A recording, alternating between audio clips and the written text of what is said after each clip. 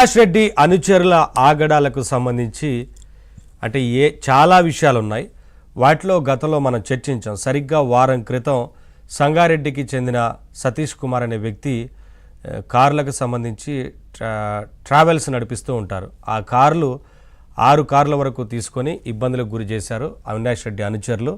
గత 3 సంవత్సరాలుగా ఇవ్వకుండా బెదిరింపులకు దిగారు. అలాగే పోలీసులను ఆశ్రయించినప్పటికీ ఫలితం లేకుండా పోయింది. పోలీసులు కూడా బెదిరింపులకు దిగారని సతీష్ ఆ రోజున మనకి డిబేట్లో మాట్లాడుతూ చెప్పారు, మనందరికీ తెలిసిందే. సో ఆ రోజున మాట్లాడుతూ ఏమేమి అవినాష్ రెడ్డి అనుచరులు ఏం చేశారు, ఎలా బెదిరింపులకు దిగారు, ఏమేమన్నారు, మొత్తం విషయాలు కూడా ఆ రోజు డిస్కస్ చేశాము. ప్రభుత్వానికి కూడా మనం సూచన చేశాము.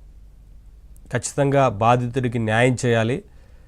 ఇబ్బందులు ఎదుర్కొంటున్న బాధితుడు 3 సంవత్సరాలకు ఇబ్బందులు ఎదుర్కొంటున్నప్పటికీ పోలీసులు సరిగా స్పందించడం లేదు. ఎవరైతే అక్కడ పోలీసు అధికారులు అలసత్వం వహించారో వారి మీద కూడా చర్యలు తీసుకోవాలని మనం కోరాం. అలాగే బాధితుడికి న్యాయం చేయాలని, తన కార్లు తనకి ఇప్పించాలని ప్రభుత్వం చొరవ తీసుకోవాలంటూ కోరడం జరిగింది. వెంటనే వారం తిరిగేలోగానే స్పందన వచ్చింది ప్రభుత్వం నుంచి. వెంటనే బాధితుడికి న్యాయం చేశారు. మరొక వైపున ఎవరైతే అలసత్వం వహించిన అధికారులు ఉన్నారో, పోలీసులు ఉన్నారో వారి మీద కూడా పూర్తి స్థాయిలో విచారణ జరిగిన తర్వాత చర్యలకు ఆదేశించే అవకాశం కనిపిస్తూ ఉంది. గత డిబేట్లో జరిగిన చర్చ గురించి ఏం జరిగింది, ఏం మాట్లాడామనేది ఒకసారి చూద్దాం. చూసి ఈ అంశానికి సంబంధించి ఇవాళ చర్చను కొనసాగిద్దాం. పనితీరు పట్ల ప్రజలు ఎప్పుడు సాటిస్ఫై అవుతారో తప్పకుండా ఆ సాటిస్ఫికేషన్ మాకు ప్రజల నుండి స్పందనగా వస్తుంది. ప్రజలు పోయినప్పుడు పోలీస్ స్టేషన్లో, మండల కార్యాలయాల్లో సరిగా స్పందించకుండా, సరిగా రెస్పాండ్ కాకుండా పోతే ఆ యొక్క ప్రభావం మా పైన పడుతుంది. ఆ స్థాయికి తెచ్చుకోం, మేము అలర్ట్ అవుతాము.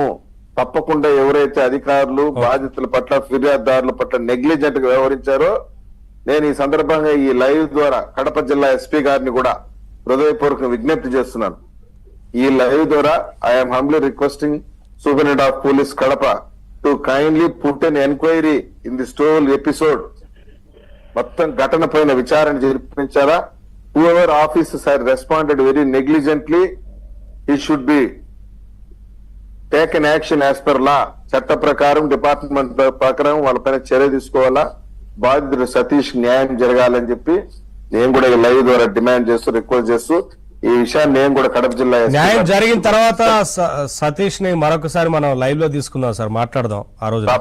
తప్పకుండా చట్టం న్యాయం ఏ విధంగా ఉందో ఆ విధంగా జరిగి తీరవలసిందే.